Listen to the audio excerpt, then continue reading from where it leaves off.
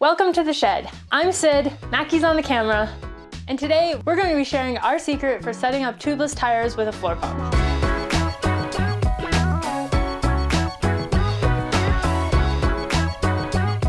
Can't even. I don't think even if you were like Arnold Schwarzenegger with the pump. For this task, you will need a tubeless ready wheel, the tire that you're putting on, tire levers, valve core remover, tire sealant, and a floor pump. So why? Yeah, so most bike shops set up tubeless tires with an air compressor. We have an air compressor here in the shed. We use it all the time, we love it. However, before we had this nice workshop, we lived out of a van, we were racing mountain bikes professionally, and we were swapping tires all the time without an air compressor. The reason an air compressor is so helpful for setting up tubeless tires is that it essentially injects a ton of air really, really quickly, which forces the bead of the tire out to the sides of your rim. If you were like Arnold Schwarzenegger with the pump. So what we're gonna do today is show you a way of manually getting that bead seated, or at least partially seated, so that you don't need as much air as quickly. I will admit, he usually does it, so we thought it'd be a good video of me learning how to do it, because it isn't complicated, but there is a certain amount of finesse involved. So hopefully watching a beginner do this is helpful for you. So this is the bead of the tire. For it to seat up properly, it needs to be sitting right in this channel along the edge of your rim. This is where you want the tire when you're getting it on, because it makes it easier, it gives you more space. This is where it needs to be when it's seated, and that's how it's gonna hold air, is you want one bead on that side, one bead on the other side. With an air compressor, you just blow it up and it goes ploop and pops into place. We're gonna do that manually. We are currently setting up a brand new set of wheels. If you are using a wheel that has already been set up tubeless, you want to very thoroughly wash and dry it and get all of that sealant off. That will make your life so much easier. Same with the tire if you're using a used tire. If you're really having a rough time with a tubeless setup, let it dry overnight. That often makes the difference between a really bad experience and something that seats immediately. That's the first step. Second step is to get your tire on going the right way, which is not my favorite step, I'm not gonna lie. There it is. Tire rotation, forward. This is where I always go wrong. You want to have your drivetrain side on the right, your rotor side on the left. This obviously doesn't have a rotor, but I can still tell where the rotor would go. So that helps me out. And we're gonna pop this puppy on. It's the wrong size. Except first we're gonna get a 29-inch wheel instead of a 27.5-inch wheel. Why do we even have a 27.5 wheel? We literally don't even have any 27.5 bikes. That's funny. What is this from? It's for the e-bike. Okie dokie. This will go much better now. Because Sid is setting this up for me and she knows that I appreciate it, she's gonna line up the logo on the tire with the valve stem. That's totally unnecessary. Put the logo, feel free to put the logo wherever you want. Also, you should double check that your tire's going forward, because it's not. How did it get messed up? God, you distract me for 2 seconds and the tire's going backwards. This is a very soft tire, so this is going very easily so far. If it weren't, we could make sure everything is in the center channel.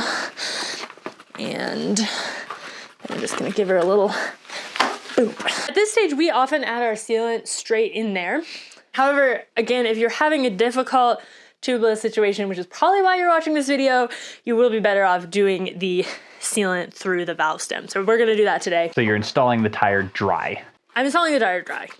I think it's easier. I don't know if I think it does help things seat up. I don't know why. I'm not sure it necessarily helps them seat, but it definitely helps with this trick. It helps the tire get into place. And it helps you not make a huge mess while you're fighting with your tubeless.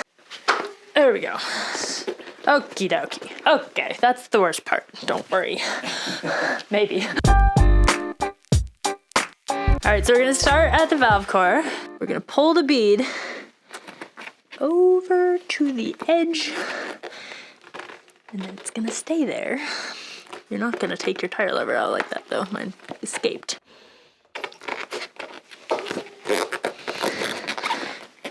And we're gonna keep pulling You can see You can push away from you too, whichever feels easier. Yeah, I push away, Sid pulls. So you can see what Sid's doing is as she works her way along, she's pulling the bead of the tire right up against the rim. She's using her thumb to hold it in place as she slides forward each time. And the goal here is really to just go as far as you can. And that will totally depend on the tire rim combo. Some tires you'll be able to get like almost all the way around. You'll be like 3/4, 7/8 of the way around. Some tires you will make it like 1/4 or 1/2. Based on how hard Sid's having to work on this one, I'm betting this is going to be more a halfway-ish. If you aren't careful as it gets really tight, it'll start pulling off the opposite side of the tire or of the wheel. So you just want to be careful of that.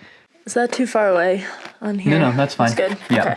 As long as it's up on that upper part, that's all that matters. It doesn't have to be touching the rim. Oops. All right, we're gonna flip around. So I seated this direction. Basically, you're gonna rotate this way. For some reason, this side's seating like way easierly. Huh. Oop, I just came off way up here. Oh. Yep, I came off all the way back here. I don't know how. This might take a couple tries. Yeah. But pretty much always get there in the end. If you don't get it on the first try, don't just give up and say, oh, this doesn't work. Yeah. Like, go back, make sure everything's dry, and just start over. Okay, so I'm gonna hold this, kind of pinch it there. And then just wiggle the tire out, yeah. We're gonna pull out our valve core. The reason you do this is because it allows air to go into the tire more quickly. If you have a really tough combo and you have an air compressor, you might not be able to get it with an air compressor initially and have to use this trick plus an air compressor. Like we've had certain tires that need both. And we pull this out with our air compressor too, usually. Okay, now we turn this around gently and pump like a maniac.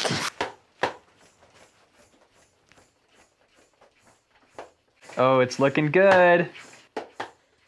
Come on, Sid, you can do it. My hair is stuck on the microphone.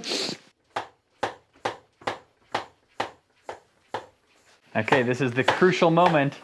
You can hear it. This is where it's the spot that it isn't seated yet. You can see it there, and that's where it's losing air. Oh, we got one pop. I can feel the air here. Keep going, keep going.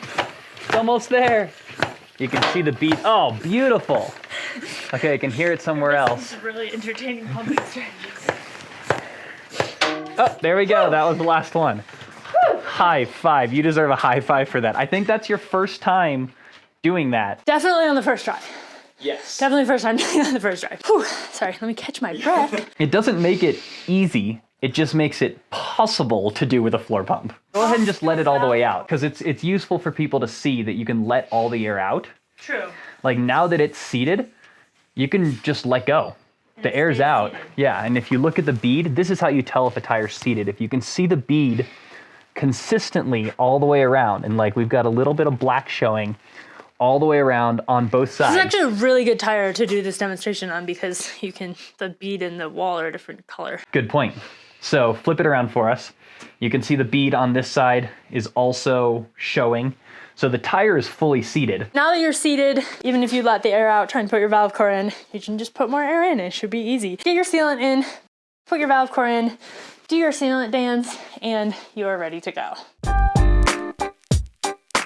This is how to seat up a tubeless tire with a floor pump in 1 minute. Start with an extremely clean and dry tubeless ready wheel and tire. Install the tire on the wheel, making sure it's going in the correct direction. Make sure both sides of the tire are sitting in the center channel of the wheel. Starting at the valve stem, use a tire lever to seat the bead by slowly pulling it out of the center channel and resting it on the flat part of the rim as close to the outer lip as possible. Use your thumb to keep it from sliding off as you slowly work your way around the rim, making sure to keep the tire lever under the bead.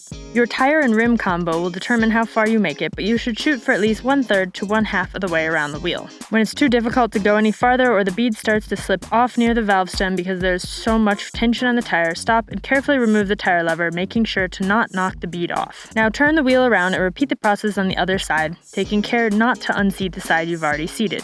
Once you have both sides seated as far as you can get them, remove the valve core, connect your floor pump, and pump like a maniac. If the tire doesn't seat fully and is losing air faster than you can pump, check that both sides are still seated as far as possible and repeat the seating process if necessary. Once the tire seats completely, let the air out, add your sealant, insert your valve core, re-air up the tire, and do the sealant dance.